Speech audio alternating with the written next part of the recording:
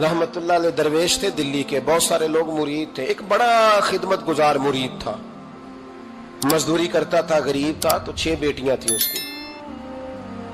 हजरत साहब के पास रोज आके कहता, हुजूर बच्चियों के लिए दुआ करें, अल्लाह कोई असबाब पैदा कर दे। एक बच्ची की शादी का खर्चा 1000 दिनार है और मैं गरीब हूं। हजरत साहब दुआ कर देते। खानका शरीफ के थोड़े ही फासले पर, हजरत जहां बैठ के मुरीदों की तरबियत करते थे, उससे थोड़ा ही फासले पर ना एक ईसाई रहता था, बड़ा मालदार था, बड़ी सारे ऊंट, गायें, भेड़, बकरियां रखी हुई थी, और हजरत शरफुद्दीन रहमतुल्लाह अलैह की बड़ी मुखालफत करता था। और ये जो आपका गरीब मुरीद था, ये उसका पड़ोसी था। एक दिन बुला के ना उनको कहने लगा कि तू किधर जाके जो है वो टकरे मार रहा है, वहां से कुछ नहीं मिलने वाला। वो तुझे क्या देंगे जिनकी खानका खुद चंदे पे चलती है, मदरसा चंदे पे चलता है, मस्जिद चंदे पे चलती है, तेरी बेटी का मामला कहां हल होगा? तो उस दरवेश ने कहा कि तू मेरे पीर को नहीं जानता, तू अजय मेरा महबूब नहीं डिठा, तो पता नहीं ना, तू इस रास्ते का मुसाफिर नहीं, तू नहीं जानता। उनका बस चले ना तो वो हर कीमत में मेरी बेटियों की शादी करा दे। अब वो ईसाई था, कहने लगा अच्छा चलो ठीक है, अगर इतनी बात है ना तो जाओ उनसे जाके कह दो कि 6 साल के लिए मेरे साथ मुआहदा कर लें, तो मेरे जानवरों को चारा डाल दिया करे, 6 साल ड्यूटी करे, मैं 6000 दिनार दे देता हूं। वो मेरे साथ 6 साल मेरे जानवरों को चारा डाले, रखते हैं ना आप चारा डालने के लिए एडवांस पैसे दे के। अब तो लोग उन्हें भी गुलाम ही बना लेते हैं, बड़ी थोड़ी तनख्वाह देते हैं, जुल्म करते हैं, पूरा मुआवजा नहीं देते।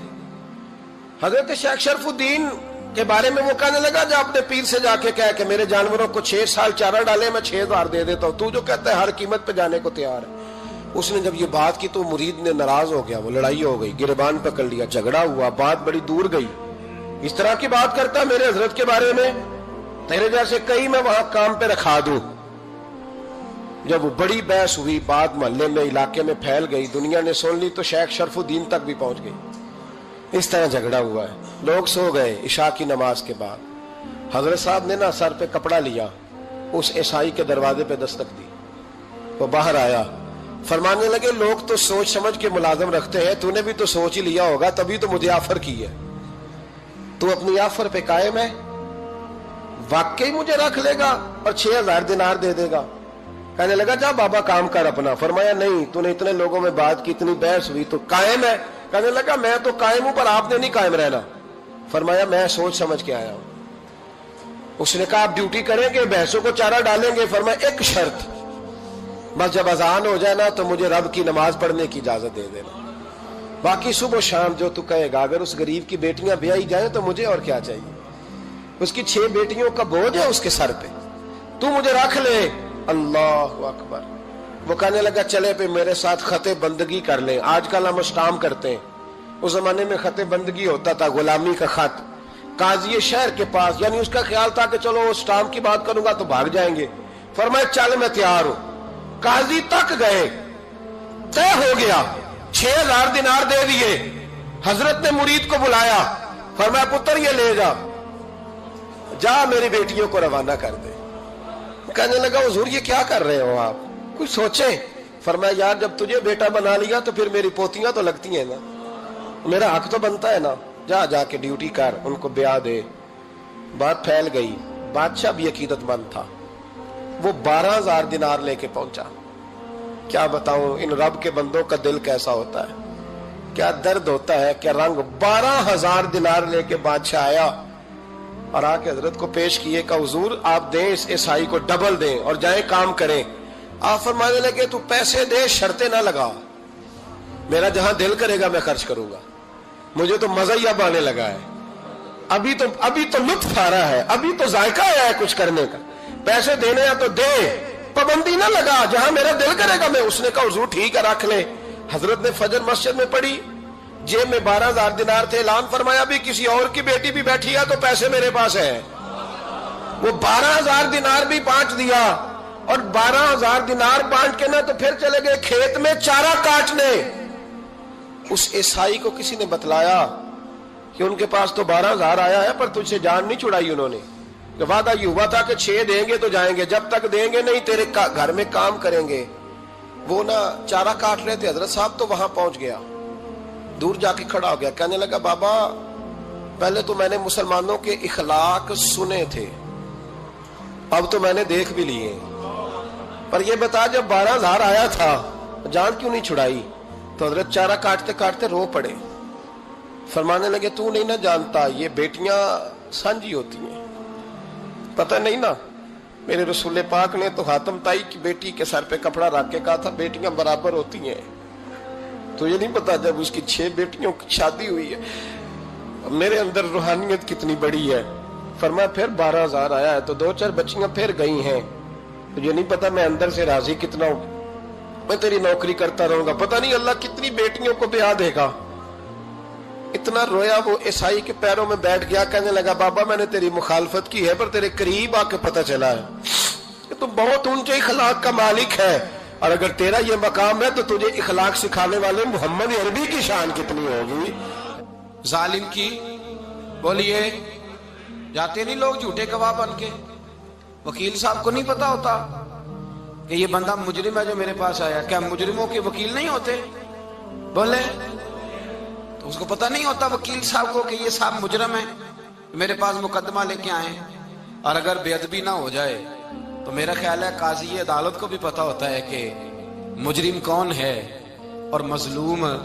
میرے نبی پاک صلی اللہ علیہ وسلم نے اس قدر زیادہ سختی فرمائی اس مسئلے میں، فرمایا جس کو پتا تھا کہ فلاں آدمی ظالم ہے، ظلم کر رہا، پھر وہ ظالم کا گواہ بنا یا اس نے ظالم کی مدد کی، کتنی کی؟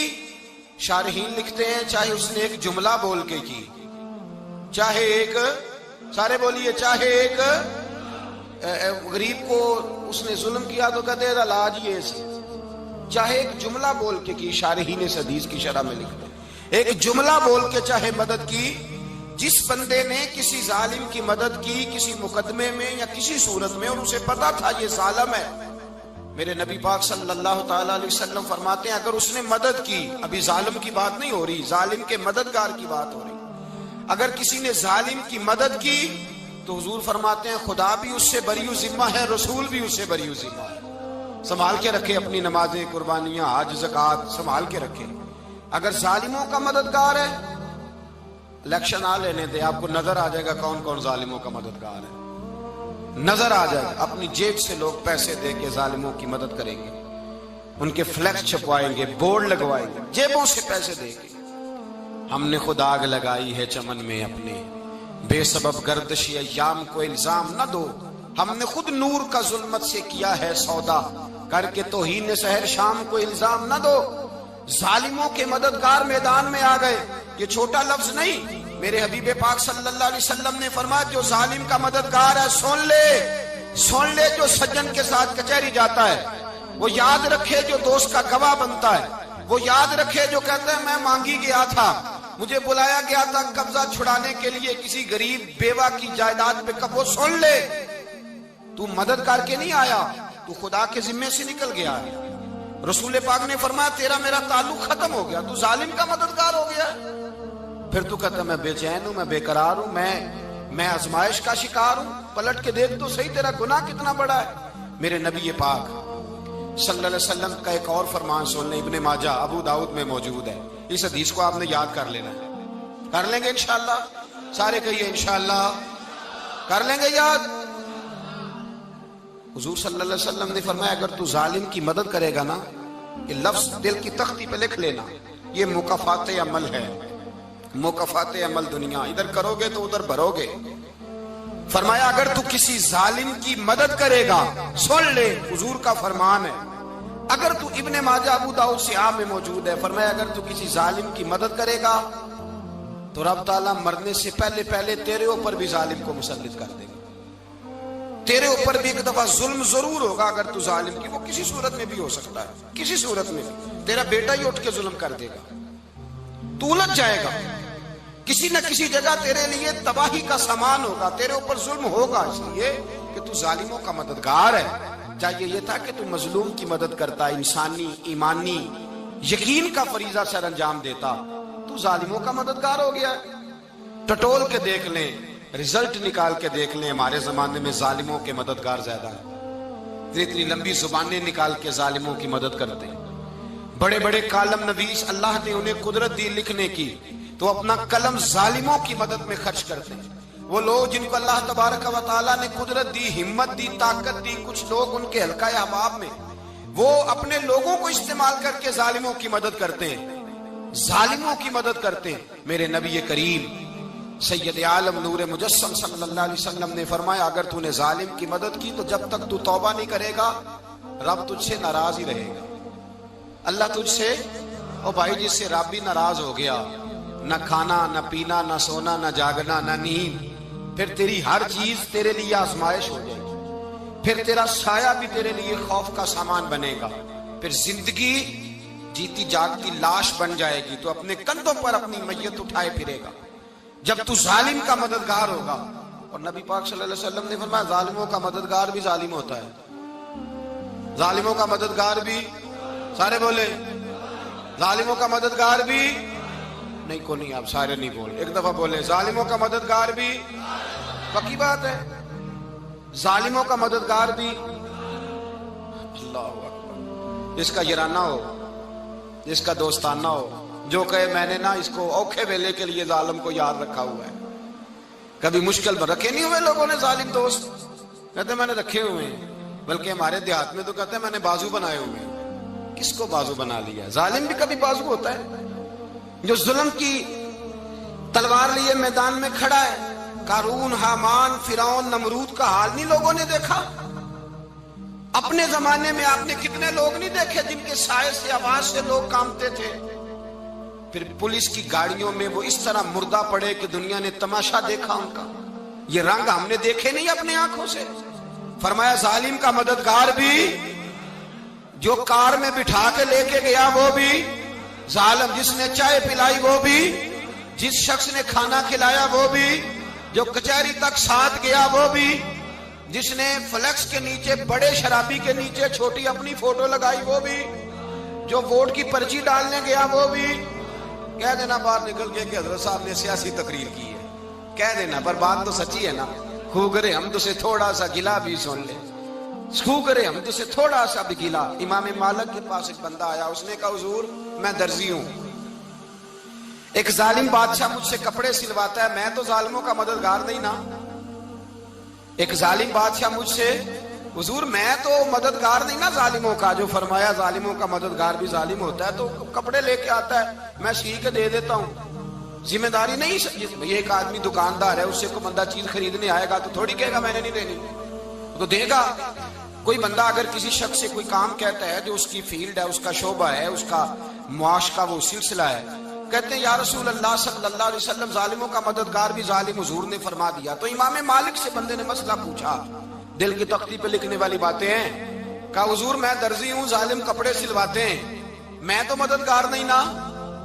امام صاحب کہنے لگے نہیں، مددگار تو وہ ہوگا جو تجھے سوئی دھاگا فراہم کرے گا، تو تو پورے کپڑے سی کے دیتا ہے، تو تو خود بہت بڑا ظالم ہے، تو پورے سوٹ سی کے دیتا ہے، تو تو بہت بڑا ظالم خود ہے۔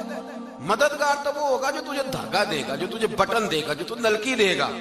جو ظالم سے اتنی نفرت، ظلم کر کے بندہ آئے، یہاں تو ہمارے زمانے میں ہیرو بن جاتے ہیں لوگ، ظالم ہیرو ہے، لوگ اس سے ڈرتے پھرتے ہیں، گھومتے پھرتے ہیں، اور بہت سارے کم مزاج لوگ اس کے پیچھے ہاتھ باندھ کے پھرتے ہیں۔ ظالموں کی مدد کرنا، ظالموں کے ساتھ رہنا، یہ ظلم ہے، ظلم، یہ زیادتی ہے۔ میرے نبی پاک صلی اللہ تعالی علیہ وآلہ وسلم نے ارشاد فرمایا، یاد رکھو رب فرماتا ہے میں مظلوم کی مدد ضرور کروں گا، چاہے جلدی کروں چاہے دیر سے کروں، میں مظلوم کی مدد۔ اور حضور صلی اللہ علیہ وسلم نے فرمایا ہے، حضرت معاذ بن جبل کہتے ہیں حضور نے مجھے یمن کا گورنر بنایا، جب میں جانے لگا نا تو حضور نے بڑی نصیحتیں کی، بخاری میں موجود ہے، فرماتے ہیں جب میں پلٹنے لگا تو میرے رسول نے فرمایا معاذ ایک منٹ ٹھہر جا، ایک بات میری یاد رکھنا، اس کو نہ بھولنا۔ کہا حضور کیا؟ فرمایا دیکھنا کسی پہ ظلم نہ کر بیٹھنا، کہیں تجھ سے زیادتی نہ ہو جائے۔ محبوبہ پھر حضور نے فرمایا سن میرے معاذ، میں تجھے گورنر بنا رہا ہوں، زیادتی نہ کر بیٹھنا۔ یا رسول اللہ صلی اللہ علیہ وسلم کیا ہوتا ہے؟ تو میرے کریم نے فرمایا جب مظلوم دعا کے لیے ہاتھ اٹھاتا ہے تو عرش کا مالک کہتا ہے فرشتوں پیچھے ہٹ جاؤ، عرش کا مالک کہتا ہے فرشتوں پیچھے ہٹ جاؤ۔